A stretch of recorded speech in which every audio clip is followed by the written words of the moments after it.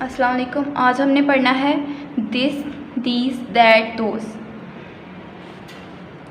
This का मतलब है ये दिस जो है उसका मतलब ये वाहद, अगर किसी वाहद चीज़ के लिए ये इस्तेमाल हो रहा है तो उसके लिए हम करेंगे दिस। अगर किसी ज़्यादा प्लूरल चीज़ों के लिए ये इस्तेमाल हो रहा है फिर उसका मतलब हो जाएगा दीज।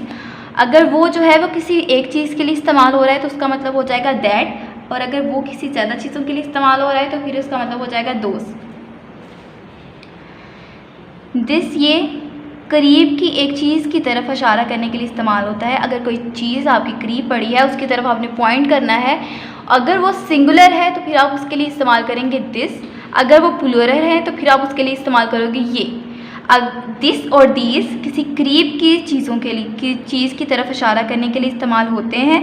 दिस किसी एक चीज़ के करीब की किसी एक चीज़ की तरफ इशारा करने के लिए इस्तेमाल होता है। दिस करीब की ज़्यादा चीज़ों की तरफ इशारा करने के लिए इस्तेमाल होता है। दिस इसके साथ इज़ या वाज लगता है और इसमें वाहद यानी सिंगुलर नाउन का इस्तेमाल किया जाता है। दिस के साथ हेल्पिंग वर्ब्स में इज़ या वाज इस्तेमाल होगा। प्रेजेंट में अगर इस्तेमाल होगा कोई सिंगुलर हेल्पिंग वर्ब तो वो इज़ है, और अगर पास्ट में कोई सिंगुलर हेल्पिंग वर्ब इस्तेमाल होगा तो वो वाज है। दीज के साथ दीज करीब की ज़्यादा चीज़ों की तरफ इशारा करने के लिए इस्तेमाल होता है। इसके साथ आर या वर और इसमें जमा यानी प्लूरल नाउन लगता है।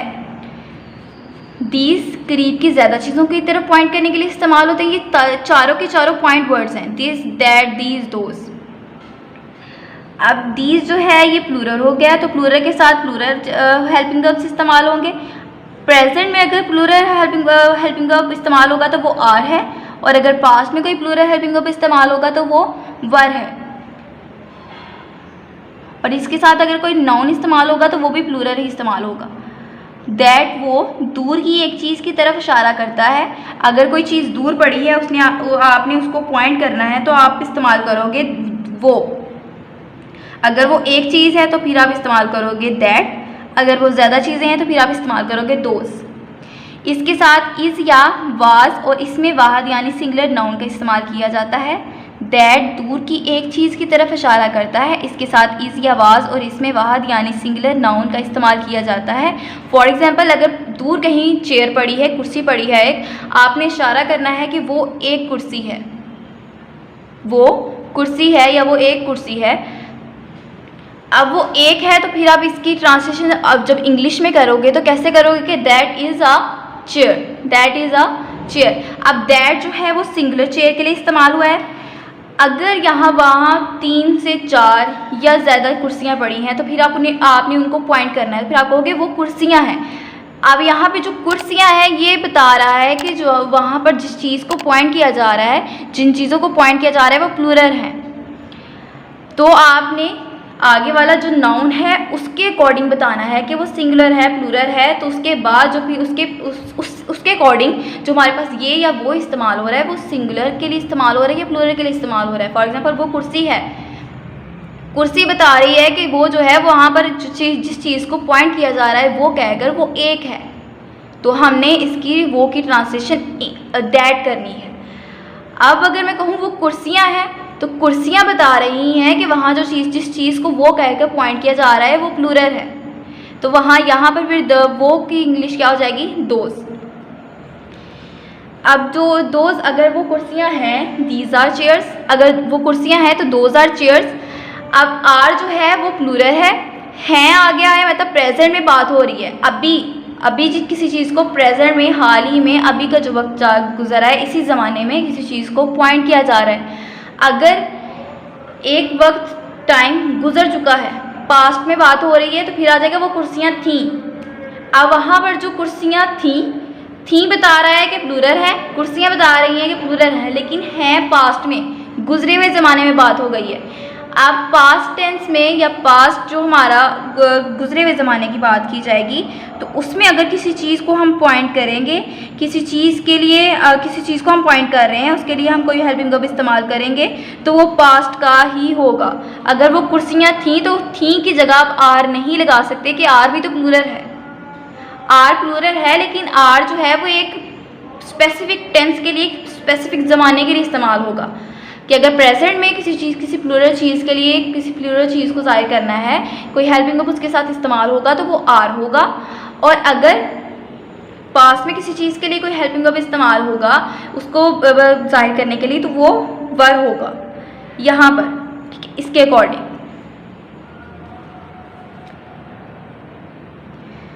उसके बाद है वो ज़्यादा दोस्त, दूर की ज़्यादा चीज़ों की तरफ इशारा करता है, इसके साथ आर या वर और इसमें जमा यानी प्लूरल नाउन का इस्तेमाल होता है। आज हम सिर्फ पॉजिटिव सेंटेंसेस के अकॉर्डिंग पढ़ेंगे। एक दफ़ा देख लें, यहाँ पर भी दिस सिंगुलर है, दैट सिंगुलर है, दीज प्लूरल है, दोज प्लूरल है। दिस का मतलब है ये, अगर ये एक चीज़ है, दैट वो अगर एक चीज़ है, दीज ये, अगर ये ज़्यादा हैं तो फिर दीज होगा, अगर दोज वो ज़्यादा हैं तो फिर दोज हो जाएगा। अब दिस के साथ जो हेल्पिंग वर्ब्स इस्तेमाल होंगे वो हैं इज़ और वाज। दैट के साथ जो हेल्पिंग वर्ब्स इस्तेमाल होंगे प्रेजेंट में वो है इज़, अगर पास्ट में कोई हेल्पिंग वर्ब इस्तेमाल होगा तो वो है वाज। दीज के साथ अगर कोई हेल्पिंग वर्ब इस्तेमाल होगा प्रेजेंट में तो वो आर है, और अगर पास्ट में कोई इस्तेमाल होगा तो वो वर है। दोज के साथ अगर प्रेजेंट में कोई हेल्पिंग वर्ब इस्तेमाल होगा तो वो आर है, और अगर पास्ट में कोई हेल्पिंग वर्ब इस्तेमाल होगा तो वो वर है। दिस, अब दिस के साथ इस क्या चीज़ इस्तेमाल होगी, कौन सा नाउन इस्तेमाल होगा, प्लूरल नाउन इस्तेमाल होगा या सिंगुलर नाउन इस्तेमाल होगा। दिस या क्या है, ये अगर कोई वाहद चीज़ है उसको पॉइंट करने के लिए इस्तेमाल हो रहा है तो वाहद चीज़ को पॉइंट करेगा, तो वाहद नाउन होगा तो उसको पॉइंट करेगा ना। अगर ये एक कुर्सी है तो एक कुर्सी बता रही है कि यहाँ पे जो वो है वो किसी एक ही चीज़ को पॉइंट कर रहा है, तो फिर क्या हो जाएगा कि दिस जो है इसके साथ सिंगुलर नाउन से इस्तेमाल होंगे, दैट के साथ भी सिंगुलर नाउन इस्तेमाल होगा, दीज के साथ प्लूरल नाउन इस्तेमाल होगा, दोस्त के साथ भी प्लूरल नाउन इस्तेमाल होंगे। अब इस, एम, इस, आर और वाज पर जो चार हेल्पिंग वर्ब्स यहाँ पर दिस, दैट, दीज, दोस्त के साथ इस्तेमाल होंगे, उनका मतलब ही देख लें एक दफ़ा। इज़ है, आर हैं, वाज था थी, वर थे और थी। जैसे कि यहाँ पर है एफर्मेटिव सेंटेंस, ये मेरी मुर्गी है, मेरी, माई, मुर्गी, हैन। मेरी मुर्गी है, मुर्गी यहाँ पे बता रही है कि ये सिंगुलर है, कि ये मेरी मुर्गी है, तो ये जिस चीज़ को पॉइंट किया जा रहा है, ये करीब किसी चीज़ को पॉइंट किया जा रहा है ये कहकर, तो वो ये जो है सिंगुलर है, ये मेरी मुर्गी है, दिस इज़ माई हैन। अगर मैं इसी को प्लूरल कर दूँ तो ये मेरी मुर्गियाँ हैं, ये मेरी मुर्गियाँ हैं, तो यहाँ पे मुर्गियाँ बता रही हैं कि यहाँ पे जिस चीज़ को ये कह के पॉइंट किया जा रहा है वो प्लूरल है।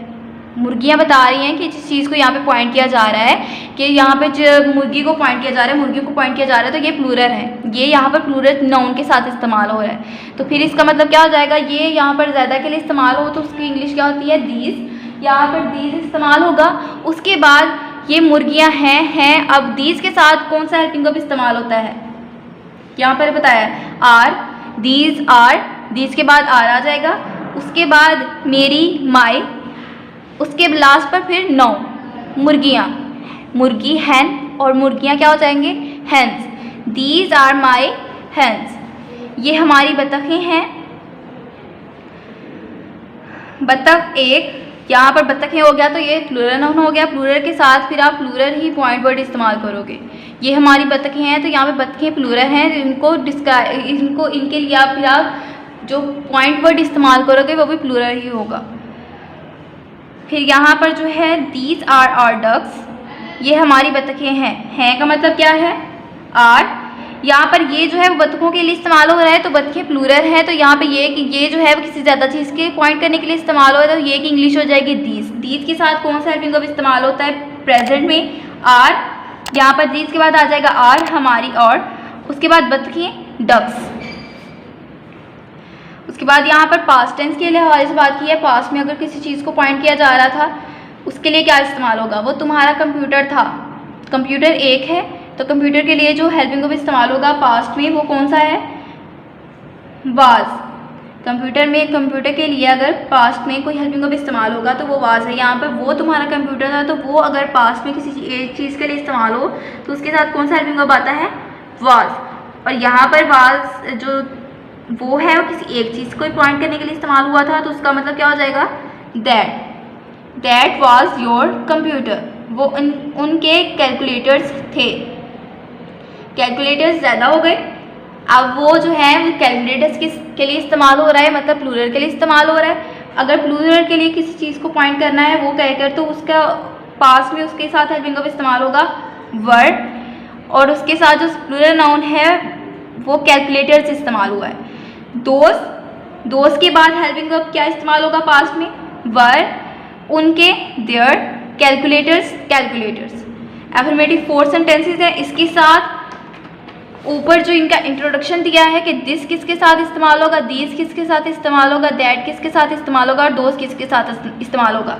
ये एक चार्ट बनाया है, ये आपने याद भी कर लेना, इसको आपने ध्यान में रखना है। उसके बाद ये जो 4 सेंटेंसेस है ये आपने होमवर्क में लर्न भी करने हैं और राइट भी करने हैं।